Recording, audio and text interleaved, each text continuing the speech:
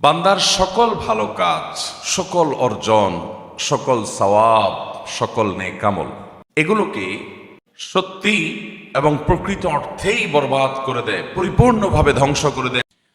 আমরা যে সমস্ত আমলগুলো অনেক কষ্ট করে, অনেক পরিশ্রম করে, অনেক সময় ব্যয় করে, অনেক সময় অর্থ ব্যয় করে আমরা সম্পাদন করি, এই আমলগুলো এমন কিছু অপরাধ আছে, এমন কিছু পাপ আছে, এমন কিছু জঘন্য বিষয় আছে, সেগুলোতে লিপ্ত হলে আমাদের কষ্টে করা আমলগুলো নষ্ট হয়ে যেতে পারে।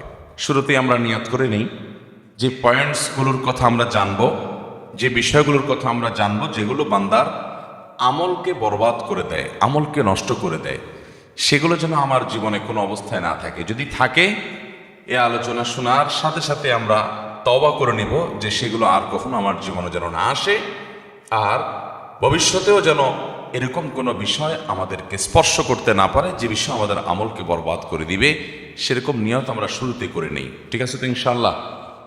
মুহতারাম হাজিরিন, বান্দার সকল ভালো কাজ, সকল অর্জন, সকল সওয়াব, সকল নেকামল এগুলোকে সত্যি এবং প্রকৃত অর্থেই বরবাদ করে দেয়, পরিপূর্ণভাবে ধ্বংস করে দেয়। মূলত শিরক এবং কুফরি এবং নেফাক, এটি যখন মুখরিজ আনিল মিল্লাহ পর্যায়ের হয়, অর্থাৎ কেউ যদি বড় শিরক এবং বড় কুফরি এবং বড় নেফাকে লিপ্ত হয়, তাহলে এই ব্যক্তির সমস্ত আমলগুলো বরবাদ হয়ে যায়। সে আগে যত যা করেছে ভালো কাজ সব মাইনাসে চলে যায়, সব ডিলিট হয়ে যায়। এ সম্পর্কে আল্লাহ রাব্বুল আলামিন কোরআন কারীমে সূরা মায়েদার ৫ নম্বর আয়াতে বলেছেন, ওমাই ইয়াকফুর বাদাল ঈমান ফাকাদ হাবিতা আমালু, যে ব্যক্তি ঈমান আনার পর আবার কুফরি করলো, অস্বীকার করলো আল্লাহর কোনো কিছুকে, তাহলে সেক্ষেত্রে তার আমল বরবাদ হয়ে গেল। কুফরি করলো মানে হলো সাথে সাথে তার আমল বরবাদ হয়ে গেল, শেষ। অতএব ভাইরা আমার, আল্লাহ রাব্বুল আলামিনের প্রতি কুফরি যেন আমাদের কোনো আচরণ দ্বারা, কোনো কথা দ্বারা, কোনো বিশ্বাস দ্বারা না হয়, সেজন্য আমাদেরকে সতর্ক থাকতে হবে, সাবধান থাকতে হবে। আমান্না সাল্লামনা, ইমানদারের কথা হলো আল্লাহ রাব্বুল আলামিনের আদেশ নিষেধের উপর আমি ঈমান আনলাম, মেনে নিলাম, আমার বুঝে আসুক বা না আসুক। আমল বরবাদ হওয়ার জন্য আরেকটা বিষয়ের দায় আছে অনেক বড়, সেটি হলো শিরক। কুফরিরই ওই ক্যাটাগরির আরেকটি অপরাধ, আরেকটি পাপ, যেটি ক্ষমার অযোগ্য যদি কেউ এটি করে তওবা ছাড়া মারা যায়। আর যদি এটি করার পর কেউ তওবা করে, আল্লাহ তাআলা মাফ করে দিবেন।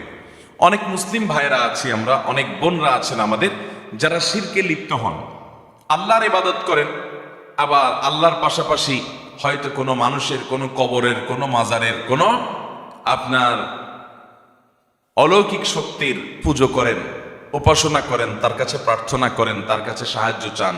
এরকম রোগবালাই, এরকম শিরকের এই বদ অভ্যাস আমাদের দেশে অনেক মানুষের মধ্যে আছে না নাই? শিরকের এই অপরাধ সম্পর্কে আল্লাহ তাআলা বলেছেন, ওয়ালাকাদ উহিয়া ইলাইকা ওয়া ইলাল্লাযীনা মিন ক্বাবলিক, হে রাসূল, আপনি এবং আপনার পূর্বে যত রাসূল পৃথিবীতে এসেছেন সকলের প্রতি আল্লাহ তাআলার কমন একটা অর্ডার ছিল। সেটা কি? লাইন আশরাকতা লা ইয়াহবাতান্না আমালুক, যদি আপনি শিরকে লিপ্ত হন, রাসূল সাল্লাল্লাহু আলাইহি ওয়াসাল্লামকে আল্লাহ বলছেন, আপনি নিজে শিরকে যদি লিপ্ত হন, নবী হয়ে, রাসূল হয়ে যদি কেউ আল্লাহর সঙ্গে শিরকে লিপ্ত হয়, লা ইয়াহবাতান্না আমালুক, তাহলে আপনার যত আমল আছে, ভালো কাজ আছে, সব বরবাদ হয়ে যাবে। ওয়ালা তাকুনান্না মিনাল খাসিরিন, এবং আপনি ক্ষতিগ্রস্তদের কাতারে শামিল হবেন, লুজার হবেন, সব হারিয়ে আপনি কপাল পোড়া, দুর্ভাগা, হতভাগা হয়ে যাবেন, ক্ষতিগ্রস্ত হয়ে যাবেন।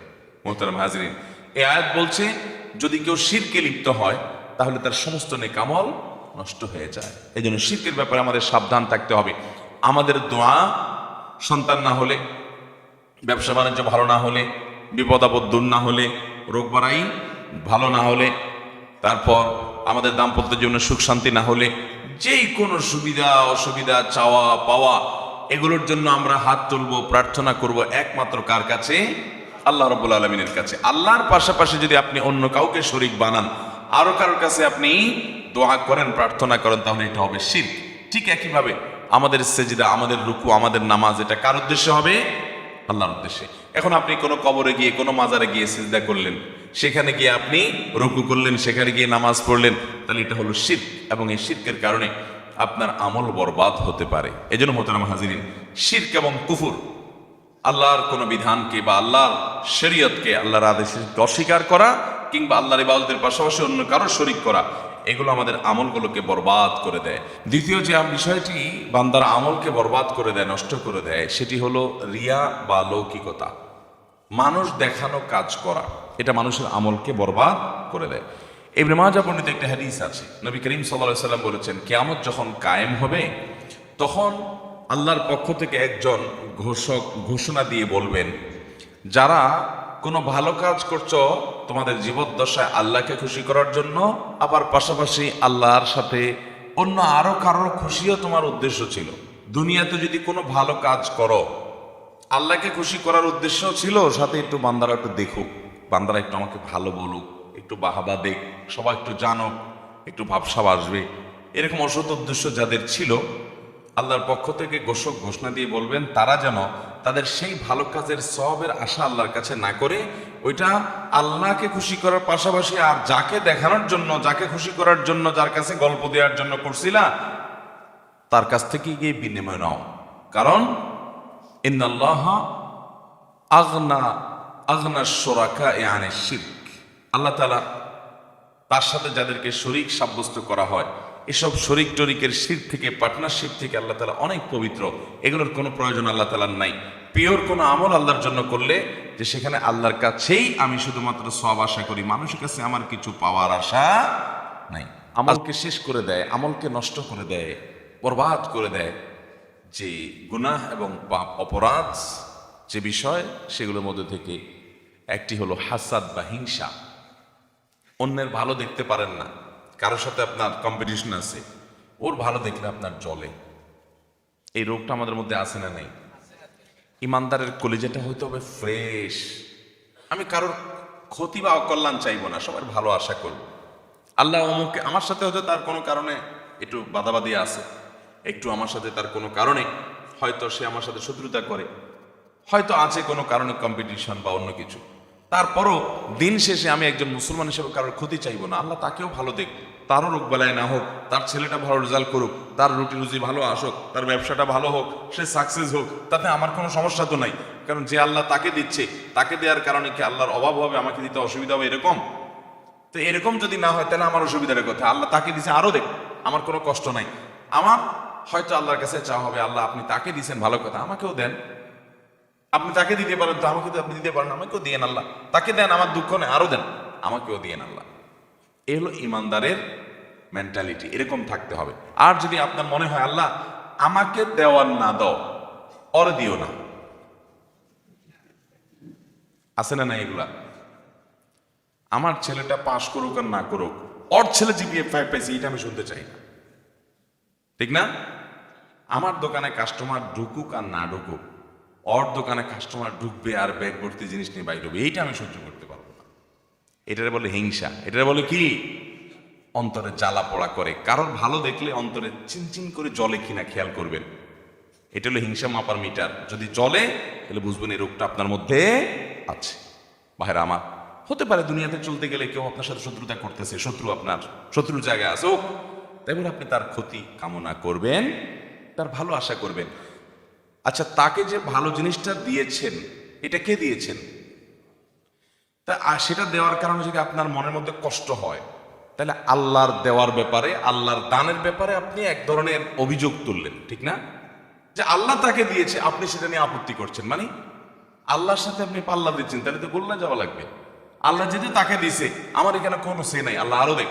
এগুলো ইমানদারের চাওয়া। এই হাসাদ, এ সম্পর্কে একটা হাদিস বর্ণিত হয়েছে বিভিন্ন হাদিস গ্রন্থে। হাদিসটির সনদকে মুহাদ্দিসদের অনেকেই একাধিক সনদকে দায়ীফ বলেছেন, আবার কোন কোন সনদকে অনেক ওলামায়ে কেরাম গ্রহণযোগ্যতার লেভেল পর্যন্ত পৌঁছায় বলে মন্তব্য করেছেন। তবে এর মূল বক্তব্য যেটি, সেটি বিভিন্ন হাদিসের আলোকে প্রমাণিত, যেটি হাসাদ বা হিংসা এটা হারাম। যে হাদিসের কথা বলছে সেটি হলো ইয়াকুম ওয়াল হাসাদ, তোমরা হিংসা থেকে বেঁচে থাকবে, অন্তরকে হিংসা থেকে পরিচ্ছন্ন করবে। কারণ ফাইন্নাল হাসাদা ইয়াকুলুল হাসানাত কামা তাকুলুন নারু আল হাতাব, আগুন যেরকম কাঠকে পুড়িয়ে শেষ করে ফেলে, মানুষের মনের ভিতরের হিংসা এটা মানুষের আমলগুলোকে এরকম বরবাদ করে দেয়। নাম্বার 4, নবী করিম সাল্লাল্লাহু আলাইহি সাল্লামের প্রতি বেয়াদবি, নবীজির শানে আদবের খেলাফ হয়, শিষ্টাচার বহির্ভূত হয় এমন কোনো কাজ করা কিংবা তার বিরুদ্ধাচরণ করা, তার আনুগত্য না করা, এটাও বান্দার আমলকে বরবাদ করে দেয়। এ বিষয়ে কোরআন কারীমের একাধিক আয়াত রয়েছে যে আল্লাহ এবং তার রাসূলের যে রাসূল সাল্লাল্লাহু আলাইহি সাল্লামের সাথে শিকাক করবে, মুখালাফাত করবে, বিরুদ্ধাচরণ করবে, রাসূলের কথা পাত্তা দিবে না, মানার চেষ্টা করবে না, দম্ভ করবে, অহংকার করবে, তুচ্ছ তাচ্ছিল্য করবে, অস্বীকার করবে, এই ব্যক্তি তার আমলগুলো বরবাদ হবে। আর নবীজি সাল্লাল্লাহু আলাইহি সাল্লামের সাথে যারা বেয়াদবি করবে তাদের আমলও বরবাদ হবে। আল্লাহ তাআলা কোরআন কারীমে সূরা হুজুরাতের মধ্যে বলেছেন, ইয়া আইয়ুহাল্লাযীনা আমানু লা তারফাউ আসওয়াতাকুম ফাওকা সাওতিন নবী, তোমরা নবীজির সামনে তোমাদের আওয়াজগুলোকে তার উপরে করিও না, তার চেয়ে বড় আওয়াজে কথা বলিও না, শিষ্টাচারের দিকে খেয়াল করবে। ওয়ালা তাজহারু লাহু বিল কাওলি কাজাহরি বা'দিকুম লিবা'দিন, তোমরা একে অন্যের সামনে যেরকম জোরে জোরে কথা বলো, নবীর সামনে এরকম জোরে জোরে কথা বলবে না। আন তাহবাতা আমালুকুম ওয়া আনতুম লা তাশউরুন, যদি এটা করো তাহলে তোমাদের আমল বরবাদ হয়ে যাবে, তোমরা টেরও পাবা না। এই যে একটা শিষ্টাচার, এটা নবী সাল্লাল্লাহু আলাইহি সাল্লামের সাথে দেখাতে হবে, না হলে আমল বরবাদ হওয়ার মতো বিষয় হতে পারে যদি নবীজির শানে এরকম বেয়াদবি করে কেউ। আজ নবী সাল্লাল্লাহু আলাইহি সাল্লাম আমাদের সামনে নেই, কিন্তু নবীর হাদিসের সাথে, নবীর সুন্নাতের সাথে যদি আমরা বেয়াদবি করি তাহলে এই পরিণতি আমাদেরও হতে পারে। কারণ নবী সাল্লাল্লাহু আলাইহি সাল্লামের সাথে বেয়াদবি করা, তার সুন্নার সাথে বেয়াদবি করা একই জিনিস, একই জিনিস। মোহতারাম হাজরিন, একই ভাবে নবীজি তো বটেই, আমাদের যারা মুরব্বীরা আছেন, বয়সে বড় আছেন, ওলামা একরাম আছেন, জ্ঞানে বড় আছেন, বিভিন্ন দিক থেকে বড় আছেন, তাদের সামনে কথা বলার আদব শিষ্টাচার এখান থেকে আমরা শিখতে পাই, যে তাদের সামনে উচ্চ আওয়াজে কথা না বলা, তাদের সামনে নীরবে কথা বলা। আজকাল দেখবেন তরুণদের মধ্যে এই সমস্ত শিষ্টাচার নাই, এগুলোকে আমরা অনেক হালকা জিনিস মনে করি, যে বাবার সামনে আপনার জোরে আওয়াজ হবে না, আপনার সিনিয়র কায়ের সাথে, মায়ের সাথে জোরে আওয়াজ হবে না। এখন তো যুবক পোলাপান সবচাইতে বেশি চিৎকার, চেঁচামেচি, অভদ্রতা, অসৌজন্যমূলক এবং পশুর মতো চিল্লি করে কথা বলে মায়ের সামনে। দুনিয়াতে সবচেয়ে বেশি দুর্ব্যবহার করা যায় যার সাথে, চিল্লি করা যায় যার সাথে, রাগারাগি করা যায় যার সাথে, তার নাম হলো মা। ঠিক না ঠিক? বাপের সাথে আবার সব চলে না, কারণ দাঁত ফালাই দিবে থাপ্পড় দিয়া। ঠিক না ঠিক? মা বেচারি অনেক দয়া এবং মায়া তার সন্তানের প্রতি, এই চান্সে অনেক যুবকরা বেয়াদবি করেন। মনে রাখবেন, এটি ভয়ঙ্কর একটি ব্যাপার। এই জন্য শিষ্টাচার আমাদেরকে শিখতে হবে। শিষ্টাচার বহির্ভূত মানুষ কখনো ভালো মুসলমান হতে পারে? তাহলে নবীজি শানের সাথে যখন বেয়াদবি করা হয় অথবা তার বিরুদ্ধাচরণ করা হয়, তখনও বান্দার আমল বরবাদ হতে পারে। আর 5 নম্বর হলো সালাতুল আসর বা আসরের নামাজ যদি কেউ এটার ব্যাপারে অবহেলা করে। অনেকে দেখবেন আসর নামাজ পড়ে না, অবহেলা করে, পড়ে না, টাইম মতো পড়ে না, 2 দিন পড়ে তো 4 দিন পড়ে না, তো এই ব্যক্তির আমল বরবাদ হওয়ার কথা হাদিসে আছে। সহিহ বুখারীতে আসছে, নবী সাল্লাল্লাহু আলাইহি ওয়াসাল্লাম বলেছেন, মান তারাকা সালাতাল আসর ফাকাদ হাবিতা আমালু, যে ব্যক্তি আসরের নামাজ পড়ে না, বাদ দেয়, তার আমল বরবাদ হয়। এখানে আমল বরবাদ বলতে কি বোঝানো হয়েছে? অনেক মুহাদ্দিসগণ বলেছেন, তার মানে আসর যেহেতু পড়লো না, এই জন্য ওই আমলটা বরবাদ হয়ে গেল। আর আসরের নামাজ হলো 5 ওয়াক্ত নামাজের ভিতরে বিশেষ গুরুত্বপূর্ণ নামাজ। হাফিযু আলাস সালাওয়াতি ওয়াস সালাতিল উসতা, হাদিসে আসছে তোমরা সব নামাজের দিকে খেয়াল করো, বিশেষ করে মধ্যম নামাজ। মধ্যম নামাজটা কি? অনেক মুহাদ্দিস, অনেক মুফাসসির আর কোরআন বিশ্লেষকগণ বলেছেন যে এখানে আসরের নামাজকে বোঝানো হয়েছে, বিশেষ গুরুত্বপূর্ণ। এই জন্য আসরের নামাজের পরে অবহেলা বিশেষভাবে একজন ইমানদার করবে না, এটি তার ওই আমলকে বরবাদ করে দিতে পারে। 6 নম্বর এবং সর্বশেষ যেটি বলতে চাই তা হলো, কোনো মানুষ যদি কারোর পরিণাম সম্পর্কে নিজে পণ্ডিতি করে আল্লাহর উপর কোনো ফয়সালা দিয়ে দিতে চায়, এটা তার আমলকে বরবাদ করে দিতে পারে। এ সম্পর্কে একটি হাদিস বর্ণিত হয়েছে, নবী করিম সাল্লাল্লাহু আলাইহি ওয়াসাল্লাম ইরশাদ করেছেন, কোন এক ব্যক্তি অন্য ব্যক্তি সম্পর্কে বলল যে এই ব্যক্তিকে আল্লাহ তাআলা মাফ করবেন না, এর কোনো রক্ষা নাই, এর খবর আছে, এর আল্লাহ তাআলা ছাড় দিবেন না, এরকম হার্ডলি বলেছে। আল্লাহ রাব্বুল আলামিন ওই ব্যক্তিকে বলবেন, আমার ওই বান্দাকে মাফ করবো কি করবো না, এটা আমার ইখতিয়ার। তুমি যখন এত বড় পণ্ডিতি করলা যে ঠিক আছে সে মাফ পাবে না, তাহলে আমি তাকে মাফ করে দিলাম আর তোমার আমল বরবাদ করে দিলাম।